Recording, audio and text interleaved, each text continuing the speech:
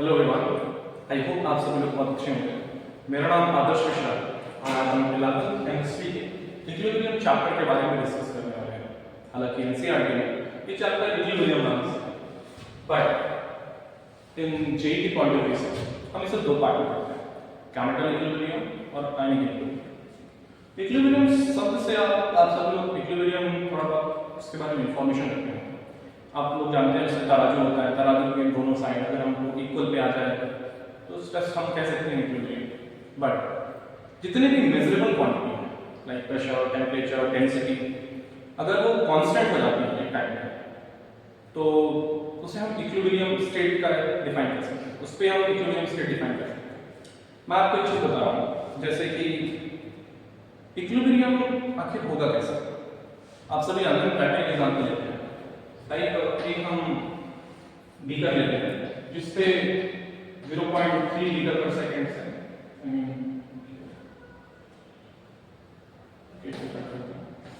0.3 litre पर second से इस पे वाटर आ रहा है और 0.1 लीटर पर सेकेंड से यहाँ से वाटर निकल रहा है।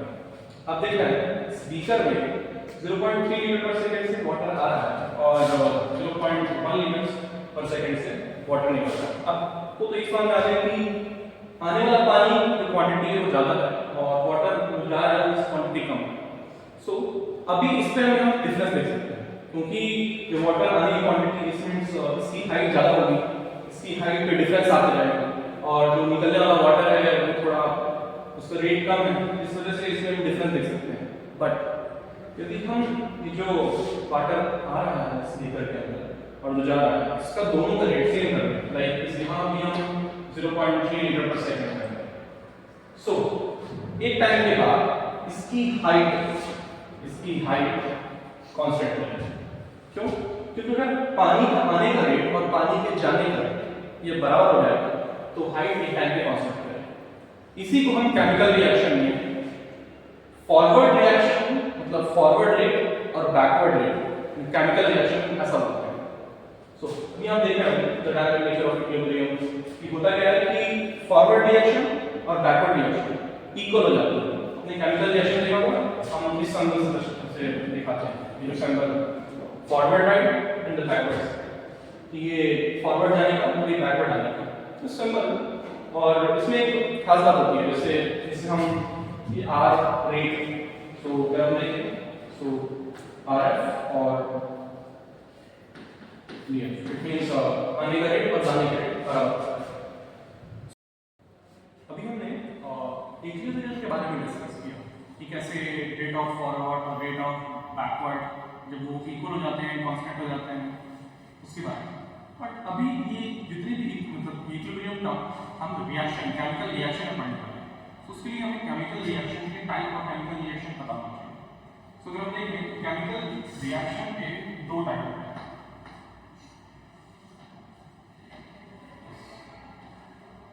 First is reversal reaction, second is reaction. अगर हम रिवर्सल रिएक्शन देखें, these reactions proceed in both forward and backward direction simultaneously. They never go to completion. Instead, they attain some state of equilibrium where the reactant and product okay. So अभी हम देख रहे हैं कि reversal reaction में क्या हो रहा है कि rate of forward reaction rate of forward direction और बैकवर्ड डायरेक्शन वो एक टाइम में साइमल्टेनियसली चलते हैं और एक टाइम पे इक्विलिब्रियम अटेन कर लेते हैं, वो कभी कंप्लीट नहीं होते। रिवर्सिबल, अभी हम नॉर्मल लैंग्वेज में भी रिवर्सिबल का मीनिंग समझ सकते हैं, रिवर्सिबल आना और जाना साइमल्टेनियसली साथ साथ। बट रिवर्सिबल में क्या होता है कि irreversible this reaction will proceed only in one direction, usually go to completion leaving the reactants fully converted into product. So अगर आप देखें तो रिवर्सल रिएक्शन कंप्लीट हो जाती है, ओनली वन डायरेक्शन चलती है। लाइक जैसे हमने अगर एग्जांपल में लें सो यहाँ हम AgNO3 और NaCl की एग्जांपल लेते हैं, इसको यहाँ मेंशन भी हुआ है, ये वन डायरेक्शन चलेगा, इसलिए इसे हम उसके लिए कोई एरो मेंशन नहीं करते जैसे हम उस पे रिवर्सल मेंशन करते हैं। तो यहाँ प्रेसिपिटेट बनेगा AgCl का जो कि नीचे जाके बैठ जाता है। प्रेसिपिटेट का आप समझते होंगे जो सॉल्यूशन थोड़ा अलग हो जाता है कुछ वैसा, तो ये इररिवर्सिबल का एग्जांपल है। अभी होता क्या है रिवर्सिबल फिर रिवर्सिबल। केमिकल रिएक्शन के दो टाइप हमने इस एग्जांपल में देखा है, जैसे रिवर्सिबल में इस HNO3 और HCl रिएक्ट करके AgCl बनाते हैं जो कि नीचे प्रेसिपिटेट बन जाता है। तो ये शो कर रहा है कि अगर हम एक्चुअल में इक्विलिब्रियम समझने में ट्राई करें तो वो रिवर्सिबल में पॉसिबल है। अब ये शो भी कर रहा है, जैसे इसमें एग्जांपल दिए हैं, इस रिएक्शन को ऐसे लिख सकते हैं दूसरे टाइप, जैसे 2HI और H2+ इस फॉर्म में कर सकते हैं। ये रिएक्टेंट के पहले रिएक्टेंट हो पहले प्रोडक्ट हो कोई भी चलेगा इक्विलिब्रियम। ओके, हम अभी नेक्स्ट केस डिस्कस कर रहे हैं। अभी हमने देखा कि रिएक्शन कितने टाइप के होते हैं। अभी हमने फर्स्ट क्लास में इक्विलिब्रियम डिस्कस किया था, बट अभी हम देखने वाले हैं,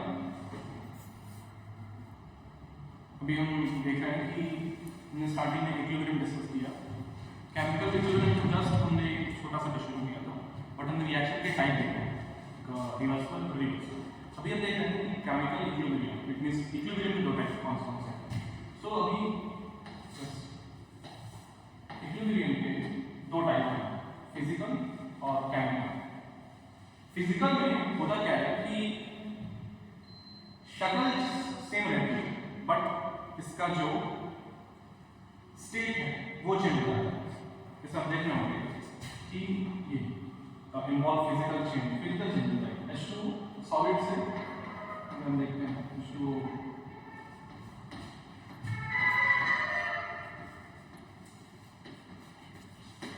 सॉलिड से लिक्विड बन जाता है। अगर हम थोड़ा सा इसको हीट करें तो नॉर्मल टेम्परेचर में, अगर हम आइस को अगर नॉर्मल से प्लेट पर रखें तो ये सॉलिड से लिक्विड बन जाता है। इसमें हम फ्यूजन होता है। अभी वेपराइजेशन क्या होता है कि इस लिक्विड है, लिक्विड भी अगर गैस में चेंज होता है वेपराइजेशन। बट मैं इसे बताना चाह रहा हूँ कि physical only physical state change हो रहा है, शक्ल सेम है, H2 की शक्ल सेम है। बट केमिकल इक्विलिब्रियम में क्या होता है कि रिएक्शन की बंदे की शक्ल चेंज हो जाती है। लाइक देखिए, अभी आप देख रहे हैं CH3 सॉलिड CaO और प्लस CO2 I मीन इसको दो प्रोडक्ट बनते हैं। अगर हम इसे तोड़े CH3 CaO प्लस CO2 बनते हैं। मैं आपको इसमें एक और चीज बताऊंगा, जैसे यदि chemical reaction chemical equilibrium involves chemical changes where the reactant transforms into the product and vice versa.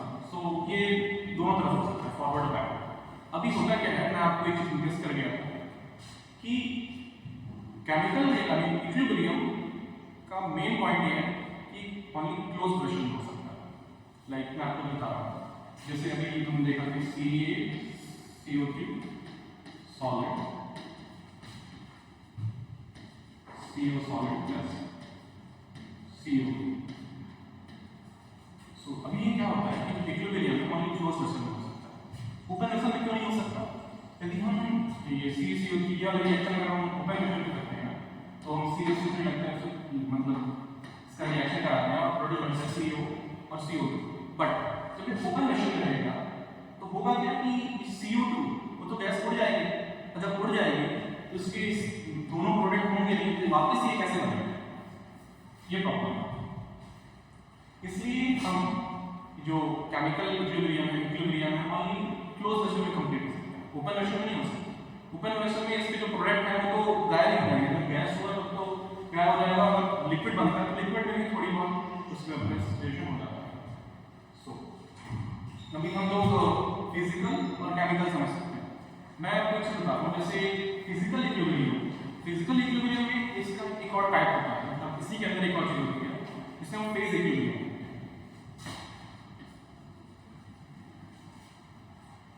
Phase equilibrium में क्या होता है कि लाइक उसका जो स्टेट है सॉलिड से सॉलिड ही रहता है, बट होता क्या है इसकी मॉलिक्यूलर स्ट्रक्चर चेंज हो जाता है। जैसे हम देखते हैं कि ग्रेफाइट से डायमंड, कोयले से डायमंड बनता है, आप सभी जानते हैं। तो ग्रेफाइट में डायमंड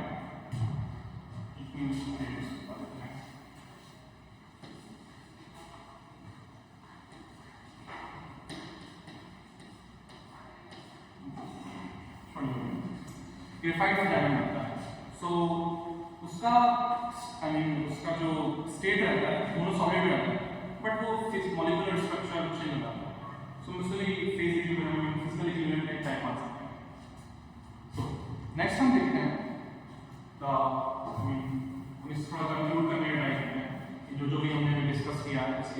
बारे में और रिवर्सल के बारे में। तो इरिवर्सल के बारे में आप समझ गए होंगे कि रिवर्सल और इरिवर्सल में क्या होता है कि chemical reaction only one direction जाती है, रिवर्सल में दोनों होते हैं। सो बैकवर्ड और फॉरवर्ड दोनों का रेट सेम होता है। अभी की फीचर्स ऑफ इक्विलिब्रियम, तो जैसे मैंने पहले बताया था कि ये क्लोज भी कंप्लीट हो सकता है, equilibrium can only be in a close container and possibility from the other side, fascinating aspect of equilibrium that can be reached from the other direction.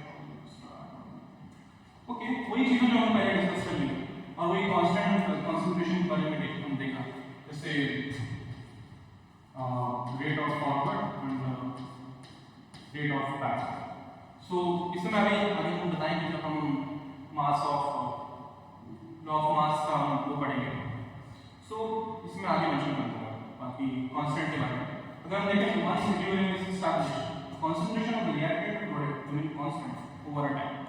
This consistency and all time of equilibrium significantly a balance here, the net change is concentration is zero.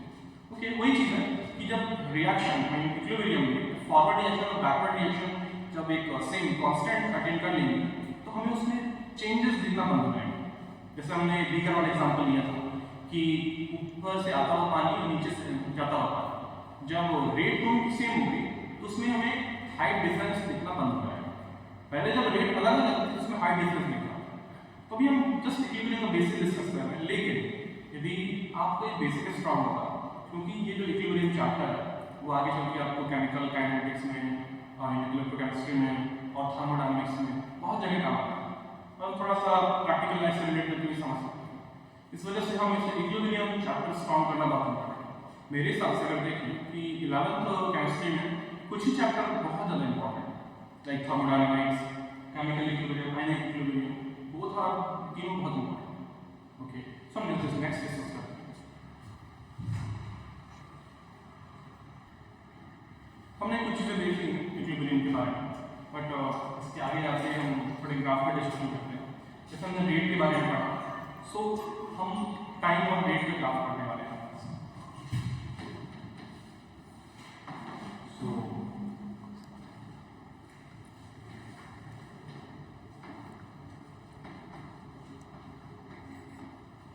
अभी होता क्या है, आप लोग एक चीज तो जानते हैं कि जब रिएक्शन हो रहा होता है, जो रिएक्टेंट है वो स्टार्टिंग उसकी अमाउंट बहुत ज़्यादा होता है, बट एट एक टाइम के बाद जब रिएक्शन आगे स्ट्रीम होने लगती है तो रिएक्टेंट कम होने लगता है और प्रोडक्ट बनने लगता है। और वही अगर हम देखें तो स्टार्टिंग में प्रोडक्ट बना नहीं होता, वो जीरो होता है, फिर वो जीरो से उसका जो अमाउंट है लेवल वो बढ़ते रहता है। तो उसी को हम एक ग्राफ में देखते हैं, रेट वर्सेस टाइम ग्राफ। अभी इक्विलिब्रियम के बहुत सारे ग्राफ होते हैं, पर एक जनरल और बेसिक देखने वाले हैं। तो स्टार्टिंग में अगर हम देखें तो जैसे सी होती है,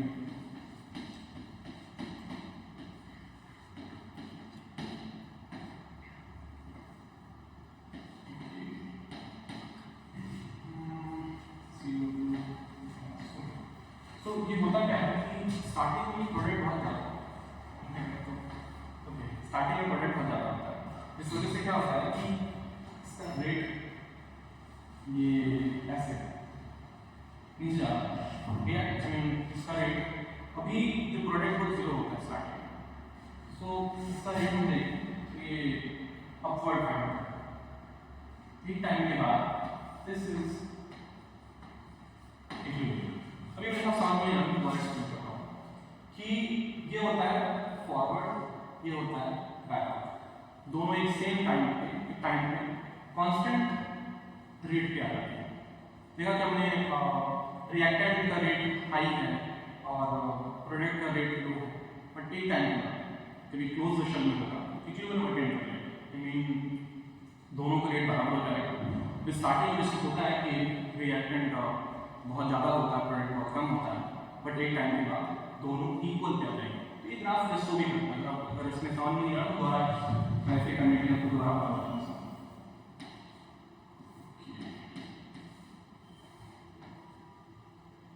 so this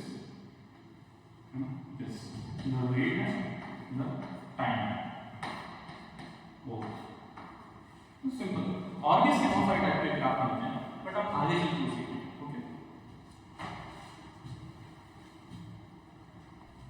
हमने देखा कि जैसे परिस्थितियों को बोलेंगे this like equilibrium helps in understanding its dynamic nature.